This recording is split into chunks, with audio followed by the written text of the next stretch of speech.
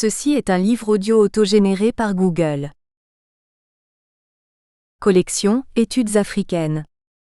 Collection Études africaines. Dirigée par Denis Prienne et son équipe.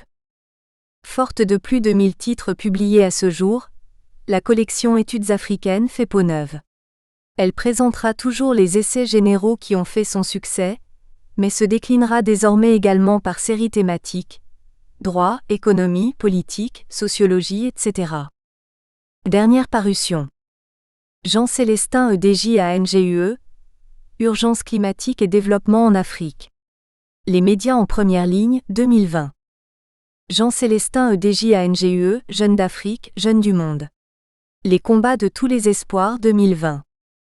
NACPEN LAB à NTE, la compagnie togolaise des mines du Bénin CTMB et l'exploitation des phosphates du Togo 1954 à 1974, 2019.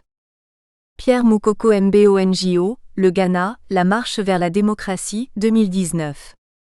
Pierre Moukoko MBO-NGO, armée, pouvoir et démocratie en Afrique, l'exemple du Nigeria, 2019. Odilon OBAMI, le contentieux électoral au Congo, 2019. Joseph Kokolo ZASSI, la démocratie en Afrique noire, les contours de son enracinement, le cas du Congo-Brazzaville, 2019. Gampoko Douma Dibula, dictionnaire étymologique Lingala, français, Lingala, Yikaloba, 2019. ME accent aigu KE accent aigu ME accent aigu Itrema TE accent aigu, dire, le peuple Mandeka et la charte de Kurukan Fuga, 2019. Gaston Dindo ZABONDO, démocratie et éthique, émancipation politique et sociale de l'Afrique, 2019. Gilbert TSHILUMB à Kalombo, RD Congo, syndrome d'un échec politique, 2019. Kayamba TSHINDOUBA, le NE l'accent aigu au constitutionnalisme africain. Tendance et trajectoire, 2019. Remerciements. À l'occasion de la publication de notre ouvrage intitulé Somme des pratiques éthiques ou déontologiques, aux éditions Mediapol en 2012, où nous donnions les comportements éthiques ou déontologiques de plusieurs professions, le préfacier, le professeur KAMBAYBWATSHIA nous a fait remarquer que nous n'avions pas parlé de l'éthique ou de la déontologie de l'enseignant. Nous lui avions promis qu'il y aurait un ouvrage entier réservé à l'enseignant. C'est ce qui est réalisé dans ces pages. Nous lui en savons gré. Nous remercions le professeur Abbé Gilbert SHIMB Abanza qui, malgré son état de santé, a accepté de préfacer cet ouvrage. Notre opérateur de saisie a aussi droit à notre gratitude pour la saisie et la mise en forme. Dédicace. À tous les enseignants qui ont contribué à notre formation. Préface. La pensée de l'auteur selon laquelle « un homme sans éthique est un animal à visage humain » est indubitablement vraie. En effet, dans toute communauté humaine, dans toute communauté culturelle existe une vision de l'homme et de la vie humaine. Qu'elle soit explicite ou pas, cette vision existe néanmoins. L'homme, à la différence de l'animal, vit dans une communauté culturelle où s'impose un ensemble d'institutions, des prototypes de comportement et des conduites de vie qui ont valeur des normes sociales. Celles-ci sont des mœurs ou des habitudes. En s'y conformant, on est considéré comme normal, on est accepté par les autres. Il y a donc un ethos. Car là où on habite, on s'habitue, on acquiert des habitudes. Là où on demeure, on acquiert des mœurs. Mais l'acquisition des mœurs se fait par l'influence des adultes sur les générations jeunes, ce qu'on appelle l'éducation. L'éducation, la formation et l'instruction ont un lien commun, le bien-être de l'homme. Pour assurer cette transmission des habitudes, bonnes, des connaissances, il faut passer par un acteur, un agent, un opérateur éducationnel, l'enseignant. Et le champ d'action de cet opérateur, c'est l'enseignement. Pour que l'enseignement soit efficace, il faut que l'acteur puisse répondre à certains critères tels que les qualités physiques, intellectuelles, morales et pédagogiques. Sans ces qualités, aucun enseignant ne serait performant. L'auteur, dans une logique excellente, traite sur 4 chapitres, des problèmes relatifs à l'efficience de l'enseignement en général et de l'enseignement de la RD Congo en particulier. En effet, Martin Fortuné MUKENDJIMBANDAKULU, professeur ordinaire, de son État, est indigné de constater que l'enseignement supérieur et universitaire de la RD Congo est à la dérive car véhicule des antivaleurs qui sont à la base de la baisse du niveau de l'enseignement tant décrié. Il dénonce la corruption, le laxisme, le favoritisme, le clientélisme, le monnayage des points en nature ou en espèces, les points sexuellement transmissibles, le népotisme, etc. Et il relève que le mal est profond. Il va du sommet à la base, il n'épargne personne. Les autorités politiques, militaires, judiciaires, académiques, les parents, les enseignants et les étudiants. Sans complaisance, il interpelle tout le monde sans exception. Il a pu plancher sur ses collègues professeurs en ce qui concerne les conflits de compétences et d'école, le phénomène des professeurs résidant à l'étranger, les rapports entre les professeurs et les étudiants sans oublier le slogan d'apolitisme au sein des établissements de l'enseignement supérieur et universitaire. Il termine par proposer une voie de sortie, en demandant notamment à l'État de prendre totalement les enseignants en charge, aux professeurs de prendre conscience de leur dignité, de se respecter entre eux en adoptant l'attitude d'humilité. J'ai apprécié la pertinence du sujet, la façon dont il a été rigoureusement développé et surtout le courage du professeur ordinaire Martin Fortuné MUKENDJI. Il a dit tout haut ce que la plupart des gens disent tout bas, ou dont ils n'osent pas du tout parler. Et l'auteur se croit également concerné, du fait qu'il est aussi professeur.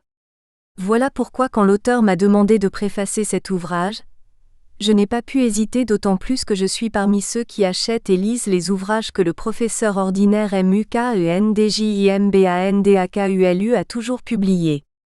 Je le remercie pour la confiance qu'il a témoignée à ma modeste personne. Une des raisons qui m'a poussé à esquisser ces lignes, c'est le fait que l'auteur et moi faisons partie de l'Association des moralistes du Congo. Dans un style clair, précis, concis, harmonieux et facilement lisible, et dans cet ouvrage d'une centaine de pages, l'auteur donne les qualités d'un bon enseignant, dénonce les antivaleurs et suggère ce qu'il faut mieux faire pour atteindre l'assurance qualité. Je recommande au public, aux autorités politiques, militaires, judiciaires, académiques, aux parents, aux enseignants et apprenants la lecture de cet ouvrage pour consolider le développement durable en matière d'enseignement. Professeur ordinaire Abbé Gilbert SHIMBA Banza. Introduction. Depuis quelques décennies, l'humanité connaît beaucoup de prouesses technologiques induisant des mutations psychologiques, sociales, morales, économiques, écologiques et scientifiques. Ce qui a entraîné maints bouleversements dans le mental, le comportement des hommes, cela positivement comme négativement. Les effets bénéfiques de ces exploits technologiques, c'est notamment le perfectionnement de la cybernétique, de l'aéronautique, de l'électrisation de la médecine, la télédétection, l'écologisation de plusieurs domaines, la reconnaissance et l'application des droits de la femme, de l'enfant, des personnes vivant avec handicap, le combat contre les dictatures et les guerres avec les armes à destruction massive, etc. Tous ces progrès ont pu faciliter, alléger la tâche à l'homme. En effet, le développement des techniques d'information et de communication a un impact sur les relations entre les hommes à tel point qu'elles ont facilité la communication à distance, elles ont épargné à l'homme le temps et réduisent les dépenses et les frontières en rendant le monde un village planétaire. Les avancées significatives remarquables et indéniables que connaît l'humanité aujourd'hui ont emmené le développement durable. Celui-ci est devenu la préoccupation des États pour un monde qui se veut globalisant. Mais les conséquences perverses, négatives, le revers de la médaille, c'est que ces exploits se sont réalisés par l'exploitation abusive et massive de la nature. Ce qui a provoqué également des changements climatiques, avec toutes les pollutions atmosphériques que l'humanité est en train de subir. Au nombre des externalités négatives, il y a la dégénérescence de l'humanité par des inversions des valeurs du fait de la recrudescence des relations contre nature qui deviennent de plus en plus récurrentes en l'occurrence, la montée en hauteur des cas d'homosexualité qui se soldent par des mariages que certains États ont légalisés, l'officialisation de la bestialité qui, au comble d'abomination, conduit au mariage entre des femmes et des chiens, institutionnalisation des mariages incestueux, la récurrence de la procréation médicalement assistée, PMA, par des inséminations artificielles homogènes comme hétérogènes constituant un problème éthique ou bioéthique. Ces progrès de la technique et de la science se font sentir aussi sur le plan de l'éducation. L'évolution des techniques de l'information et de la communication a contribué à améliorer et à faciliter la tâche de l'enseignant et de l'apprenant, élève ou étudiant. Aujourd'hui, l'enseignement à distance par la vidéoconférence, par la consultation de l'Internet, par la rétroprojection, est un réel changement dans la procédure de transmission des connaissances par le changement indéniable des méthodes et des principes pédagogiques et didactiques. Avec la mondialisation ou la globalisation, il y a un bouleversement des systèmes d'enseignement et des programmes. On tend à l'uniformisation de systèmes qu'on appelle LMD, licence, master, doctorat. C'est une bonne chose et cela est à encourager. Cela a cet avantage notamment de réduire le nombre d'années de la formation, de responsabiliser l'apprenant à se prendre en charge par des recherches personnelles. Mais dans beaucoup de pays africains, ce système n'est pas encore d'application. La RD Congo est parmi les pays qui utilisent encore les méthodes traditionnelles, déjà obsolètes. Dans les instructions académiques, on recommande l'arrimage à ce système qui a des exigences que beaucoup d'établissements ont du mal à respecter. Mais en marge de ces progrès technologiques et scientifiques, les travers sont nombreux et créent des défis qu'il faut relever sur le plan pédagogique, didactique et surtout moral. Le secteur de l'enseignement qui nous intéresse ici est, à la suite de tous ces changements apportés par les prouesses technologiques, l'un des plus sensibles. Car c'est le moteur même du développement, et surtout du développement durable, pour les générations futures. Moteur en effet, du fait que c'est par l'éducation, l'enseignement que l'acteur, le sujet du développement est préparé à savoir l'homme, jeune ou adulte. Le métier d'enseignant plus que tout autre est très très délicat. Car il s'agit là de contact d'homme à l'homme, mieux d'adultes et des jeunes, des maîtres et des disciples. Pour plus d'efficience dans la transmission des matières, il y a des qualités et exigences requises pour être un bon enseignant. On notera par exemple des qualités physiques, intellectuelles, pédagogiques et morales. Notre souci est d'essayer d'interpeller ceux qui ont choisi ce noble et beau métier, de les sensibiliser contre les antivaleurs. En plus des qualités susmentionnées indispensables, imposables à tout enseignant pour un enseignement réussi, de qualité, notre préoccupation est d'inciter les enseignants et plus encore les professeurs de la RD Congo, à éviter, à cesser de pratiquer des antivaleurs qui sont à la base de la baisse du niveau de l'enseignement tant décrié. Cette baisse ne peut, en aucune façon, contribuer au bon développement durable pour les générations futures, la jeunesse. Les antivaleurs sont nombreuses, elles sont entretenues du sommet à la base, c'est-à-dire des autorités politiques, militaires, judiciaires, académiques, des enseignants, des parents et des apprenants. Le mal étant profond, nous avons tenté de grever l'abcès, de dénoncer ces antivaleurs et de proposer des voies de sortie de cette crise. C'est ainsi que le cheminement de nos cogitations s'articule sur 4 chapitres. Le premier chapitre développe le cadre théorique de référence où les termes éducation, formation, instruction, enseignement, enseignant et éthique sont définis. Le deuxième chapitre se penche sur les qualités physiques requises pour celui qui croit être appelé à assumer la tâche d'éducateur. À côté des qualités physiques, nous avons relevé les qualités intellectuelles sans lesquelles aucune transmission des connaissances n'est possible. Le troisième chapitre planche sur les qualités morales et pédagogiques, qui sont les conditions essentielles de l'efficience et de l'efficacité de l'enseignement. Le quatrième chapitre fait une autopsie de l'enseignement et un procès de l'enseignant dans le contexte de la RD Congo. Malgré les réformes, instruction académique et la loi cadre, aucune avancée significative n'est encore enregistrée. Nous terminons dans une brève conclusion par quelques suggestions. Chapitre 1 – Cadre théorique de référence. I1. Triptyque, éducation, formation et instruction. On ne peut pas parler de l'enseignant, encore moins de son éthique, sans parler d'abord de ce à quoi il est destiné, de sa tâche ou fonction. Celle-ci consiste à enseigner.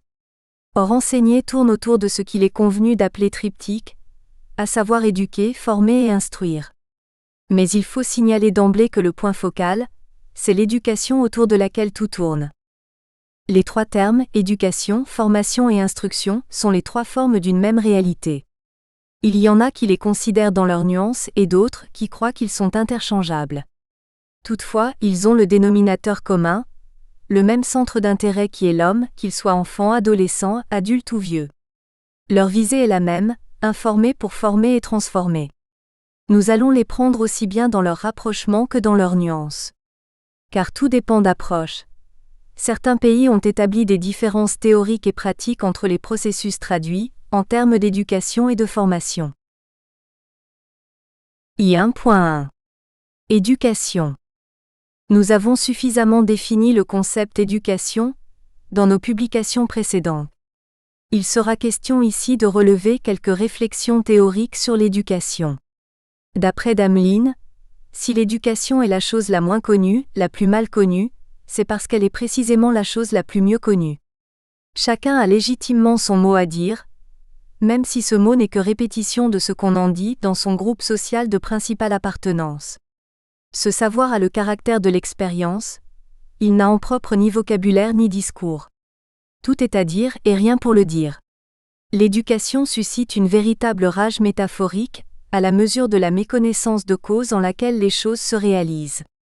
Pour le dictionnaire encyclopédique de l'éducation et de la formation, l'éducation est l'ensemble des actions et des influences exercées volontairement par un être humain sur un être humain, en principe par un adulte sur un jeune, et orientée vers un but qui consiste en la formation dans l'être jeune, des dispositions de toute espèce correspondant aux fins auxquelles, parvenu à maturité, il est destiné. L'éducation peut être conçue selon la nature.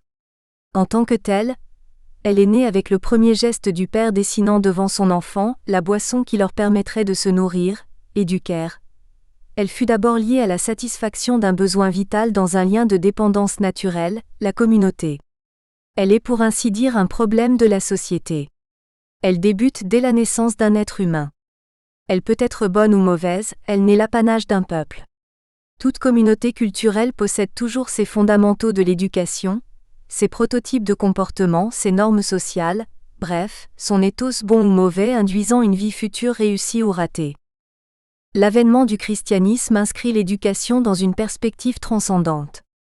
En effet, le mot hébreu mussar signifie à la fois instruction, don de la sagesse et correction, réprimande, châtiment, et il désigne essentiellement un comportement de Dieu, modèle des éducateurs, dont l'œuvre se réalise par une intériorisation de plus en plus profonde de l'éducation en celui qui est éduqué. La renaissance de l'idée antique du Nankiklios Paideia et la rupture de la réforme, chacune en réaction contre la réaction coercitive d'un ordre institutionnel, vont contribuer à placer l'individu au centre d'un monde fait par lui et où il a désormais à se former. Il était donc question de retourner à la condition première et originelle de l'homme en deçà de la chute, et de développer les semences du savoir-faire, vertu, que le Créateur a mises en nous.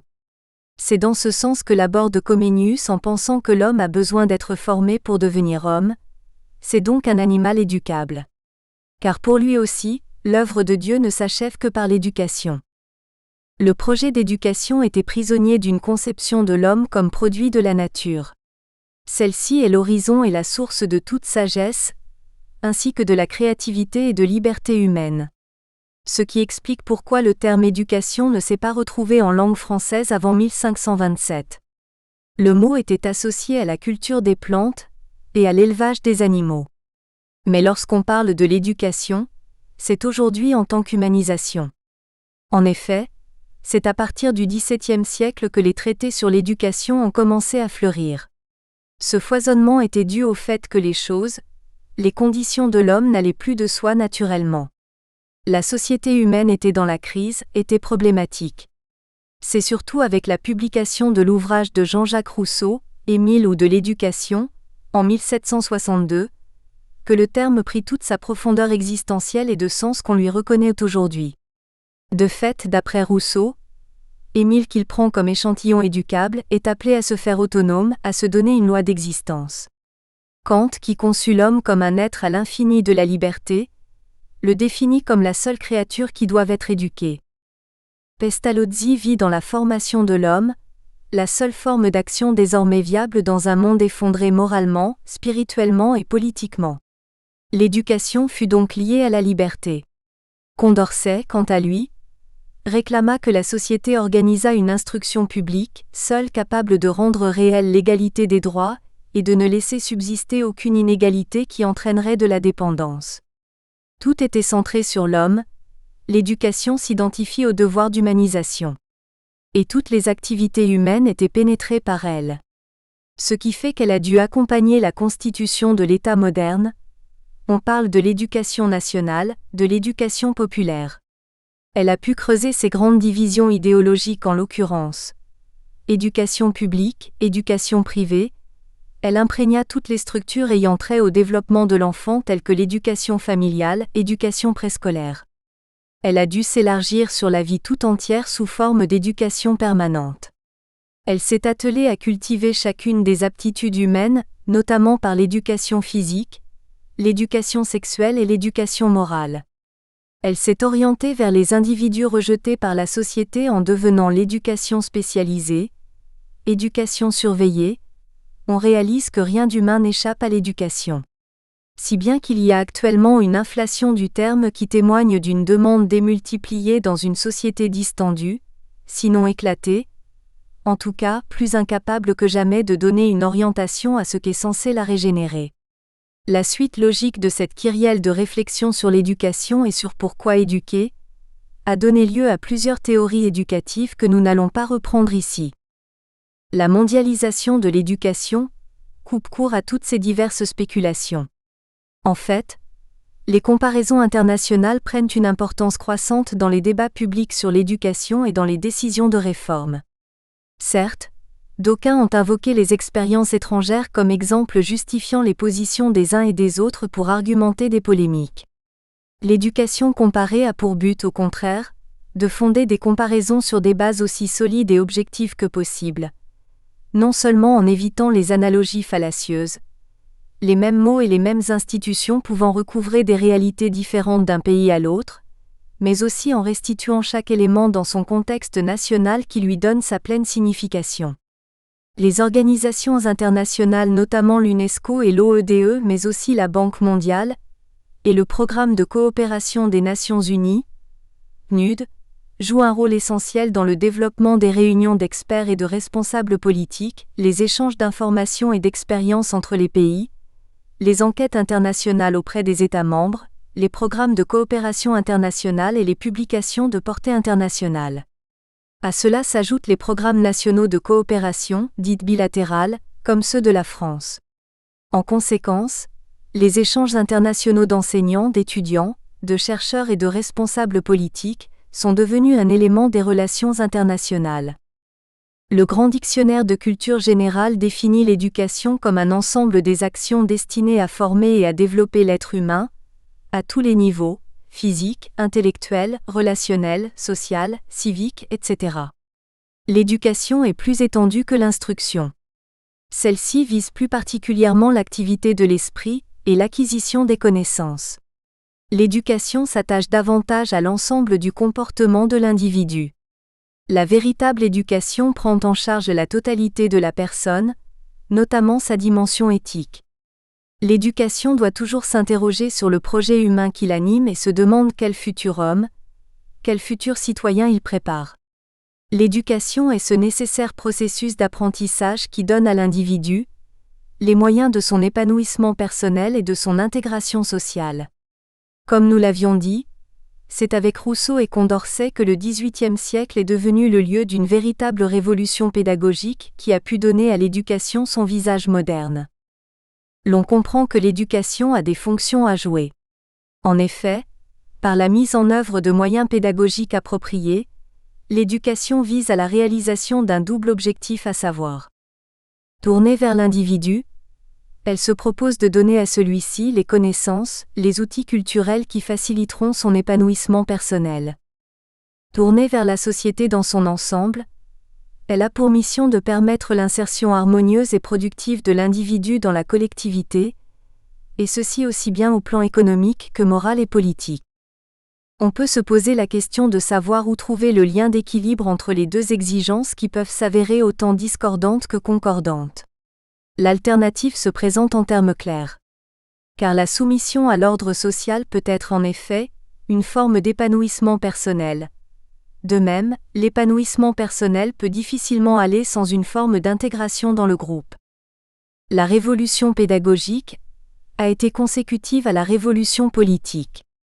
Si l'on veut chercher ce que fut et reste dans une large mesure la réponse occidentale à la question du meilleur système éducatif, sans doute convient-il de remonter au moins jusqu'au XVIIIe siècle. À cette époque se produisit en effet ce que l'on pourrait nommer, dans le champ de l'éducation, une révolution à la fois pédagogique et politique dont l'effet reste déterminant en ce qui concerne le jugement que nous portons encore aujourd'hui sur le système éducatif. Cette révolution est l'œuvre tout d'abord de Jean-Jacques Rousseau.